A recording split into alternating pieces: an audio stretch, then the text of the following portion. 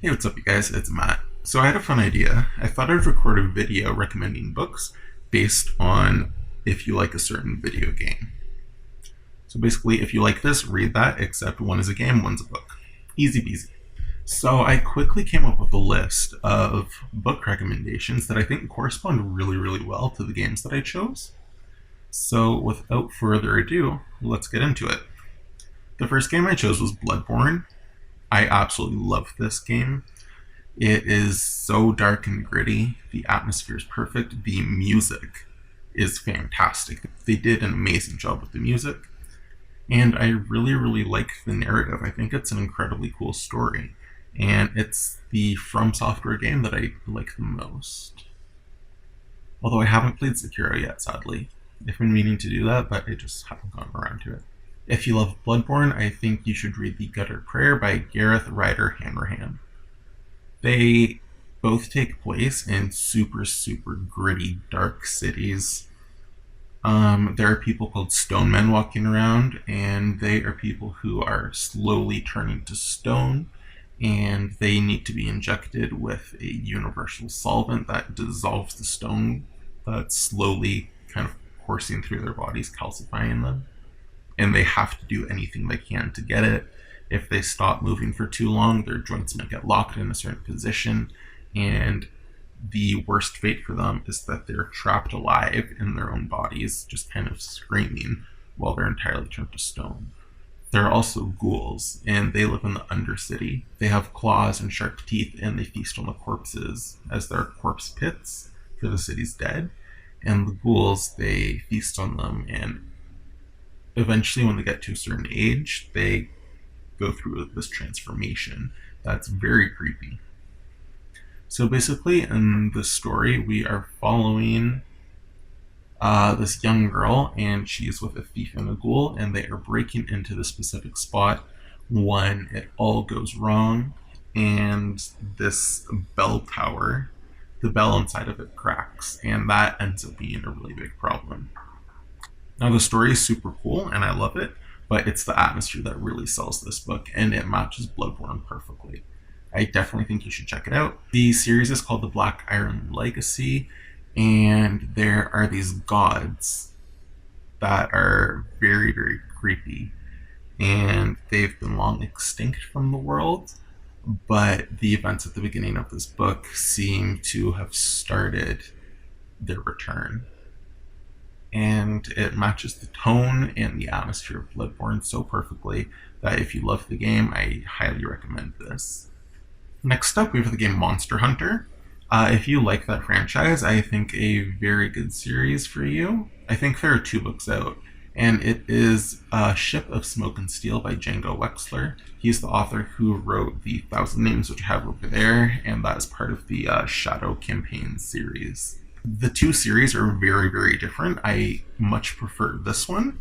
However, I think that depending what you're looking for, this other series could be for you. The story is about this girl from this Asian-inspired land, and she has access to a certain power. There are a variety, I think 7 or 8 powers that you can, 7 I think. There are 7 powers, I believe, that you can have in this world. And if you have one in this country she lives in, you need to be registered with the government, and you're taken into their ranks to be soldiers and kind of like secret police and whatnot. And she has just kind of been a street tough for her whole life, raising money to take care of her little sister, who she has growing up in a much nicer neighborhood without her. But something goes wrong, and the government discovers that she has these powers, and so they take her and they give her a task, and if she doesn't complete it, her sister will be killed. Now, basically, every year there's this massive ship that comes around. It's like much, much, much bigger than an aircraft carrier. It's ridiculous. And every year they need to kind of pay tribute with a certain number of powered people. And her task is she needs to get on board the ship, and she needs to take command of it and steer it to this kingdom, and it will become a military asset of this kingdom.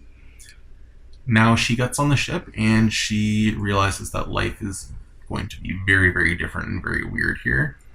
The ship is full of different kind of habitats and monsters, And these people live in different kind of sections of a safe zone, and they're gathered into different like clans and squads. Now these squads kind of vie for dominance within the clans, and the clans also are kind of trying to dominate one another.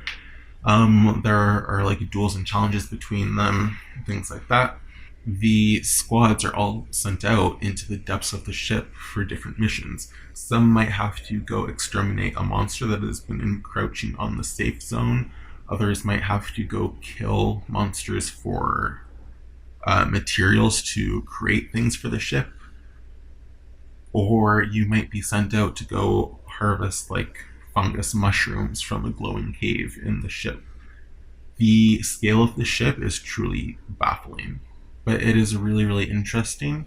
You definitely get to see the mystery of the ship explored and unraveled. You learn a lot about the ship and how it functions and what weirdness is going on in it. And I would highly recommend, and I think if you like the Monster Hunter franchise, this book might be perfect for you. It did take me a little bit to get into, but I think that was mostly because I was reading a whole bunch of third person things at the time, and this is written in first person. So on my second try, I got into it after a couple chapters, and I got used to the writing style again. If you like the Monster Hunter franchise, I think this book might be perfect for you. Next up, we have Elder Scrolls. Who doesn't love the Elder Scrolls? There are lots of options for books I could recommend. I went for two. So first up, we have Age of Empire. This is by Michael J. Sullivan, who wrote the Rhyria Revelations trilogy. It's actually 6 books, but they are in bind-ups of 2. So there are only 3 books. So there are only 3 physical books, but 6 stories, if that makes sense. His Age of Empire series takes place 3,000 years in the past. It deals with the growing tensions between humans and elves back long ago before the things settle out into the state of the world in his Rhyria Revelation series, where humans dominate. But back 3,000 years ago, the humans are incredibly primitive. They're only just starting to figure things out. And they have regarded the elves as gods.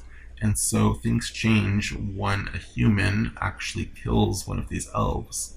And the humans learn that gods can be killed, or that maybe these people aren't gods at all. And so there's a lot of growing tension there. I think there are 3 or 4 books out. There are 6 in total. I know that 2 are coming out very soon. I think in January and then in April. If you like the Elder Scrolls, I feel like this series is very similar in setting. There are like dungeons that they go into later on. We get some creepy creatures that need slaying. There's even a dragon. It's just very classic. Next up, we have kind of 2 video games for one read. This is a book I will never shut up about, ever. And the games are Dark Souls and Dragon Age. I think if you like either of those, you would really, really like The Ember Blade by Chris Wooding. I reviewed it. It's my most recent review on the channel. It's a book that I absolutely love.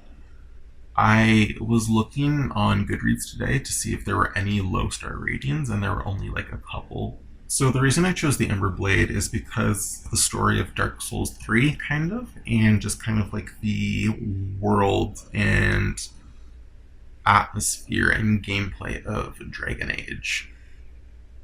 The Ember Blade definitely feels like an epic quest. The story is about this country called Ossia that has been absorbed into the Croatan Empire about 25 years ago when they lost a war. Upon losing this war, the standard, the symbol of the Ossian country called the Ember Blade, was taken by the Croatans and has been kept by them ever since. The story is about these 2 Ossian boys named Aaron and Cade. Aaron is the son of a noble, and the noble sided with the Croatans and kind of betrayed his own people. And so Aaron has grown up trying to emulate the Croatans, to revere them, and really try to assimilate into their culture, while Cade, on the other hand, has not. He's still very Ossian.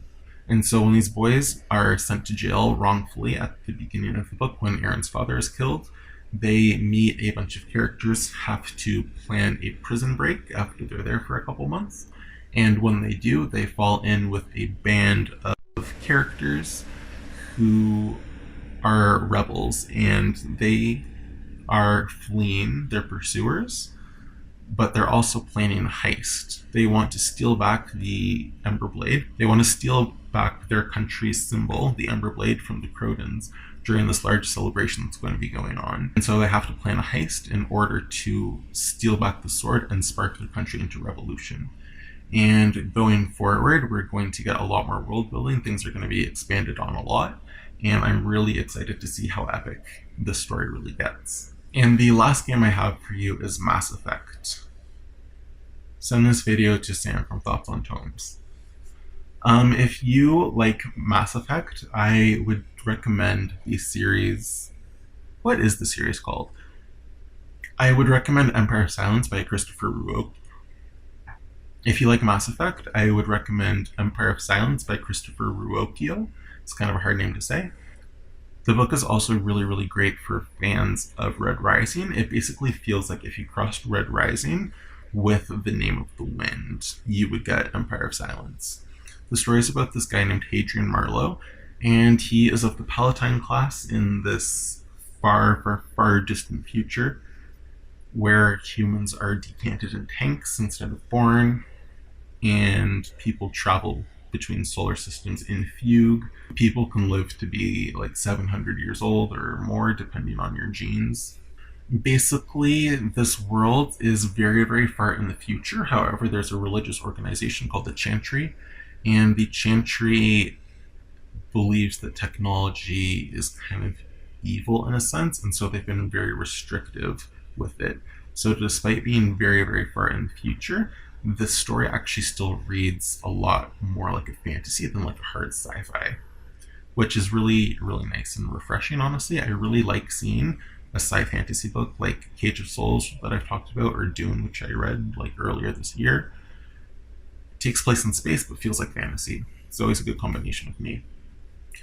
But Hadrian is sold by his father into the Chantry and disowned. And so he has to come up with this plan to escape. The plan goes awry, and he gets landed on this planet where he lives destitute and in the gutters, essentially, which is a large fall from grace. He has to kind of find his own way in society, and so he does that by becoming a gladiator. And from there, he is able to actually enter the noble court on the planet where he's ended up. And things get very, very interesting. See, Hadrian has always been fascinated by the Cielsen, which are an alien race in this world. These people have kind of been at war, but the Cielsen don't actually have any planets of their own. They live in world ships, always traveling between the stars. And so Hadrian has actually learned to speak the Cielsen language. And so when things get crazy and heat up in the first book, Hadrian gets thrust into this very, very important role where he is at the forefront of this kind of like first contact. So Hadrian throughout this story is thrust into the forefront of this kind of like first contact between the two races that hasn't been war. So it's the first peaceful contact, and Hadrian is right at the center of it. Also, the series is called the Sun Eater Trilogy, and get this cell. Hadrian Marlowe is telling his story from exile, where he is living alone in a monastery because of his crimes. Now, Hadrian is called a hero by some because he burnt every single Cielsen out of the sky, despite being very sympathetic towards them and actually liking them. But others call him a hero because the way that Hadrian did it is he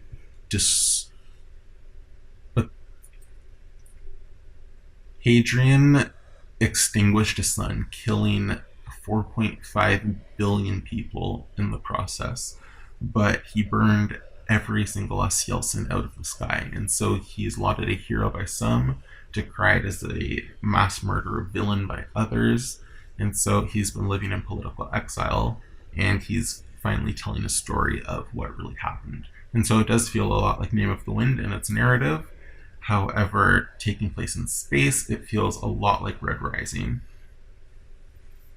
It's a really, really fun and action-packed series. There are 2 books out currently, and I cannot wait for the 3rd one. Book 2 blew me away even more than the first did. If you like Mass Effect, this is definitely one that I would look out for. Anyway, that's it for the list that I quickly came up with. If you guys have any suggestions for more games, let me know in the comments, and I will think of more books to compare with the video games and recommend. Anyway, have a good one. Later.